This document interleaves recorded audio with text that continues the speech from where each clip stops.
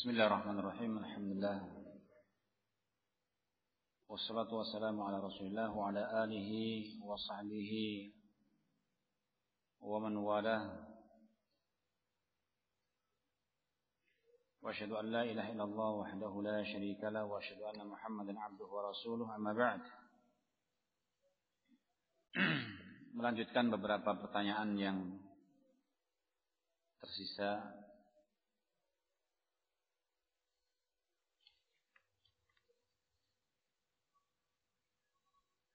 Baik, akhir yang ditanyakan masalah apakah ada sholat Lailatul Qadar. Bahwa telah kita sampaikan Lailatul Qadar perihal datangnya telah terjadi riwayat yang di situ para sahabat memperselisihkan apakah pada malam ke-27 di akhir bulan Ramadan, apakah mulai dari malam 21, 23, 25, ataukah yang 27-nya, ataukah yang 29-nya. Dan keumuman hadis bahwa Rasulullah sallallahu alaihi wasallam menyebutkan iltamisu fi ashril awakhir. Carilah, upayakan untuk bisa bertemu dengan malam itu pada malam-malam ganjil di 10 terakhir dengan cara seorang qiyamul lail, dengan cara seorang melakukan salat tarawih. Dan tidak ada amal khusus atau tidak ada amalan khusus di malam seandainya di situ seorang berprasangka bahwa itu merupakan malam yang dikenal dengan Lailatul Qadar untuk mengamalkan suatu amalan khusus kecuali tarawih, yaitu qiyamul lail. Terkait dengan tadi, yaitu bila seorang wanita meninggal pada puasa Ramadan dan ia berhutang sedang berhalangan. Nah, dan ia meninggal pada hari ketiga siang hari, maka berapa hutangnya?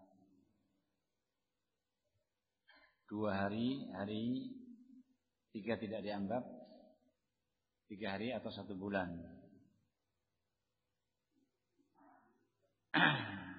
Nah, apabila seorang wanita dalam posisi sehat, tidak ada apapun yang menghalangi kecuali satu halangan yang menghalanginya untuk tidak berpuasa. Jika surahnya ataupun gambarannya bahwa dia meninggal pada hari ketiga dan 2 hari sebelumnya dia telah berpuasa,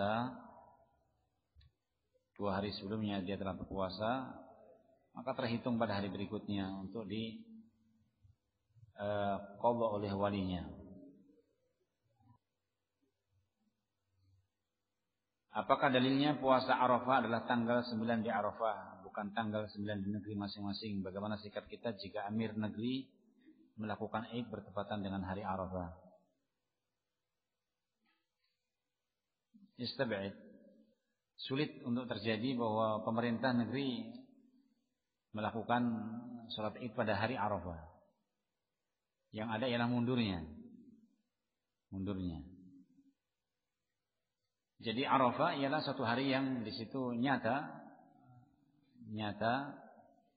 bahwa Arafah di mana wukufnya kaum muslimin di Arafah. Nah, dan andai kata misalnya hari ini Arafah, kemudian pemerintah belum menetapkan bahwa esok sebagai hari raya, yaitu Idul Adha, maka tidak mengapa bagi seorang muslim berpuasa hari ini dengan Arafahnya kaum muslimin yang sedang wukuf di Arafah.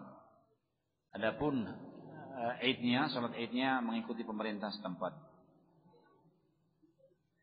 Apakah izin istri kepada suami untuk berpuasa berlaku sebaliknya, yakni suami harus izin kepada istri dalam berpuasa? Nah, zahirnya tidak demikian. Bahwa sang istri kenapa harus izin kepada suami kalau ingin berpuasa sunnah? Kenapa harus berpuasa sunnah? Karena perihalnya bahwa sang suami jika berhajat, maka seringkali bahwa sang istri atau andai kata tidak mengetahui, maka sang suami menyangka bahwa dia berada pada perkara sunnah atau perkara tidak berpuasanya. Sebagaimana tentang Aisyah bahwa beliau dalam mengqadha puasa yang tertinggal Ramadan, tidak ada kesempatan sampai Sya'ban. Sampai apa? Sya'ban. Menunjukkan bahwa beliau karena posisinya di sisi Rasulullah itu sangat penting, maka dengan hal-hal puasa sunnah pun beliau tidak melakukannya. Saat i'tikaf, bolehkah kita membaca buku agama atau mendengarkan kajian? Nah, boleh.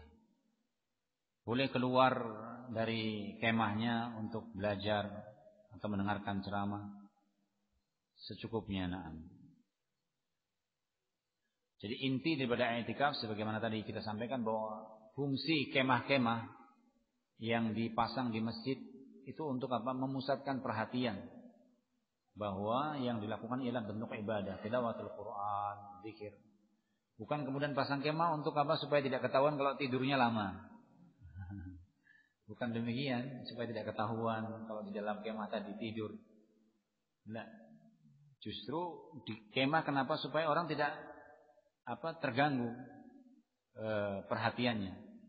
Beda kita i'tikaf di masjid tanpa kemah dengan memakai kemah. Dengan memakai kemah seorang terpusatkan perhatiannya membaca Quran, ibadah di situ. Dan salat sunnah pun boleh dilakukan dalam i'tikafnya, dalam kemahnya tadi. Jadi upayakan kemah itu bukan hanya sekedar cukup untuk duduk saja, paling tidak cukup untuk melakukan salat-salat sunnah. Baik, jika kita tinggal di satu daerah di mana salat tarawih dilakukan langsung setelah Isya, amalan apa yang sebaiknya kita lakukan untuk mencari Lailatul Qadar? Apakah kita sebaiknya salat tarawih sendiri pada sepertiga malam tarawih? Kalau memang di suatu daerah tidak dijumpai satu masjid yang mengakhirkan salatnya, salat bersama mereka. Karena barang siapa yang salat tarawih bersama imam hatta yutir sampai selesai, kutibat lailah kamilah. Man sholal ma'a imam, barang siapa yang salat bersama imam salat tarawih sampai ditutup witirnya, maka ditulis seperti salat suntuk, salat semalam. Dan jika menginginkan kemudian dia membaca Al-Quran, tidak mengapa untuk menghidupkan dengan cara membaca Al-Quran. Tapi kemudian kalau diamalkan dengan amalan-amalan khusus atau ada sholat khusus, tidak. Jadi yang dimaksud dengan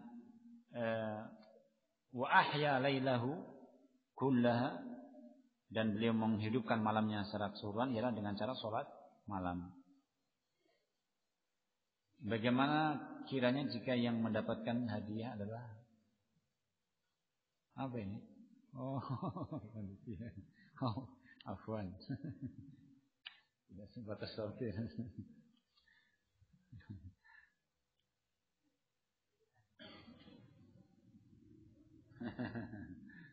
Baik. Kafarah karena jima, yaitu seorang yang puasa di bulan Ramadan, kemudian dia menggauli istrinya di siang hari. Tadi kita dapatkan hadis di mana seorang harus membayar kafarahnya. Apakah membebaskan budak ataukah puasa 2 bulan, ataukah kemudian seorang membayar, yaitu memberi makan 60 orang miskin. Siapa yang wajib membayar? Suami. Siapa yang wajib membayar? Suami, bukan dua-duanya. Pingsan apakah membatalkan puasa? Naam. Dalam perkara ini, jika seorang posisi pingsannya sampai tidak berhari-hari, mungkin setengah jam atau apa, insya Allah tidak mengapa seperti ini. Bukan sebagai pembatal puasa. Tapi kalau orang pingsannya sampai 1 hari, 2 hari, 3 hari, nah, Istri yang mengqadha Ramadan haruskah izin suami? Naam, menyampaikan bahwa dia berpuasa puasa qadhaan, dan andai kata suami melarang tidak perlu ditaati, itu fungsinya. Karena dia mengqadha sesuatu yang wajib. Bolehkah atau sahkah beriktikaf tidak dimulai pada hari yang ke-20 Ramadan? Kalau boleh. Tapi kalau sah dengan istilah iktikaf yang disyariatkan tidak termasuk seorang yang iktikaf sesuai yang disunahkan Rasul. Jadi beliau memasuki pada tanggal 20, kemudian waktu maghrib, setelah itu waktu fajar masuk kepada kemahnya.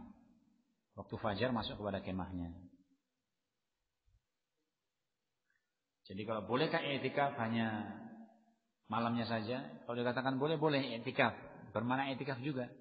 Bolehkah iktikaf hanya 1 jam di masjid? Boleh.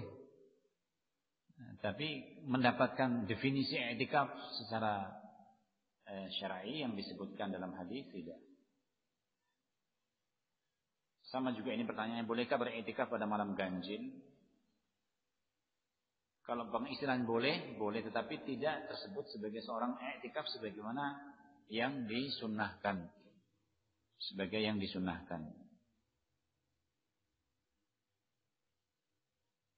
Nah, pertanyaan yang sudah kita sampaikan dalam pelajaran tadi, kapankah waktunya seorang masuk untuk beriktikaf? Tanggal 20 maghrib, kemudian disunahkan masuk kepada kemahnya pada waktu subuh.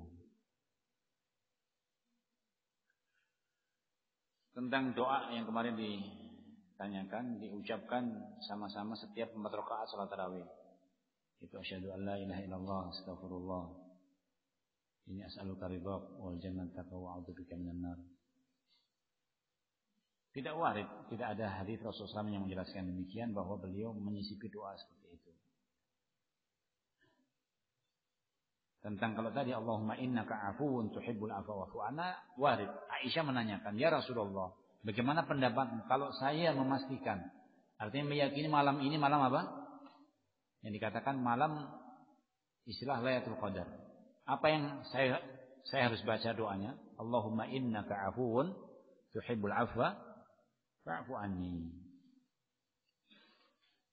Iktikaf seorang wanita untuk zaman ini masih memungkinkankah dilakukan? Mungkin. Lebih utama di mana jika masjidnya dapat digunakan untuk iktikaf? Di rumah atau di masjid? Kalau di masjid apa di rumah bukannya iktikaf? Nah. Dalam membayar fidyah, orang yang diberi fidyah haruskah orang miskin yang berpuasa atau tidak? Atau tidak ada pengecualian? Tidak harus. Tidak harus seorang yang berpuasa yang kita berikan. Jadi fidyah itu diberikan bukan kemudian kepada orang yang dia harus orang yang berpuasa.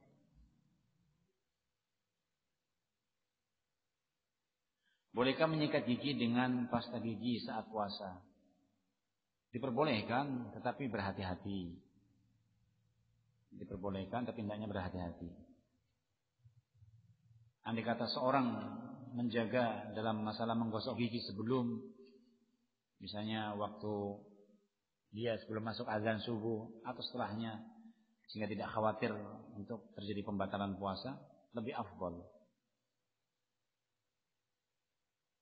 Dan seorang jika misalnya khawatir tentang masalah bau mulut, karena sesungguhnya dalam masalah seorang berpuasa itu pasti akan mengeluarkan bau mulut ketika kosong dari mulai pagi sampai sore. Karena penyebab bau mulut itu kan ada asbab. Rongga kosong, atau seorang kadang-kadang makan sesuatu sebelumnya yang menyebabkan tidak bisa dengan baik dia buang air, atau kemudian seorang memperbanyak dalam masalah bicara, sekian banyak sebab. Adapun masalah bau yang kadang seorang disebabkan karena berpuasa, sesungguhnya ada hadis tentang la hulufu famus shaim atyabu min rihil misk. Sesungguhnya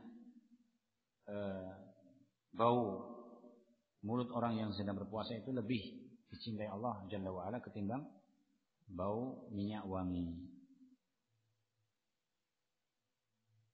Bagi wanita yang mendapati dirinya suci di tengah hari pada bulan puasa Ramadan, apakah ada keharusan baginya untuk menahan makan minum di saat atau di sisa waktu hingga maghrib? La, bukan demikian. Jadi misalnya seorang wanita sebelumnya mungkin dia haid atau nifas, tiba-tiba mendapatkan sucinya di siang hari, apakah baginya untuk melanjutkan, yaitu menahan diri untuk berpuasa?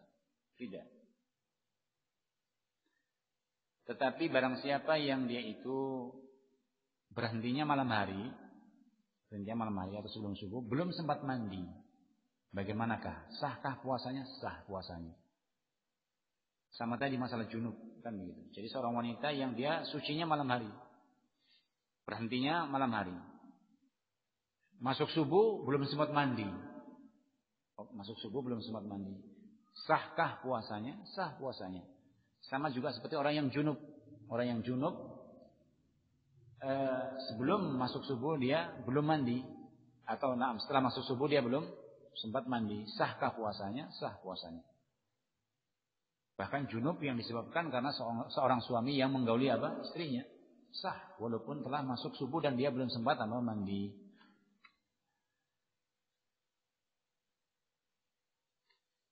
Apa hukum tentang sholat malam, sholat tarawih 23 rakaat? Sebagian ulama, kayak Imam Malik dan yang lainnya, yang memandang tentang zahirul hadis Ibnu Umar, sholatul laili matna, sholat malam 2 gitu. Tentang sholat malam itu 2. Fa in akhsha ahadukum, kalau salah seorang di antara kalian yang khawatir nanti ketemu dengan subuh, shalla rak'atan wahidatan, segera untuk menutup dengan witir. Dan kenapa dikenakan witir rakaat, 1 rakaat? Karena cara pelaksanaan witir itu kalau 2 itu 3 rakaat dipecah 2 rakaat, yaitu salam, 2 rakaat pertama salam, kemudian tambah 1 rakaat. Itu dikatakan witir. Ada sebagian orang mengatakan, bagaimana witir? Kok ada 2 dan 1? Itulah kaifiyah. Itulah cara Rasulullah bahwasanya witir 3 tadi dengan 2 salam, kemudian 2 rakaat salam, dan rakaat kedua yaitu 1 rakaat salam. Karena beliau menganjurkan bahwa sholat witir jangan menyerupai maghrib. Maghrib bagaimana? 2 rakaat tahiyat awal, kan begitu. Kemudian 1 rakaat salam. Maka bisa dengan cara langsung 3 rakaat salam 1 kali. Dan yang zahir pada hadis Ibnu Umar bahwa beliau kalau witir itu dengan 1 rakaat menunjukkan bahwa beliau 2 rakaat dulu salam, kemudian baru 1 rakaat salam.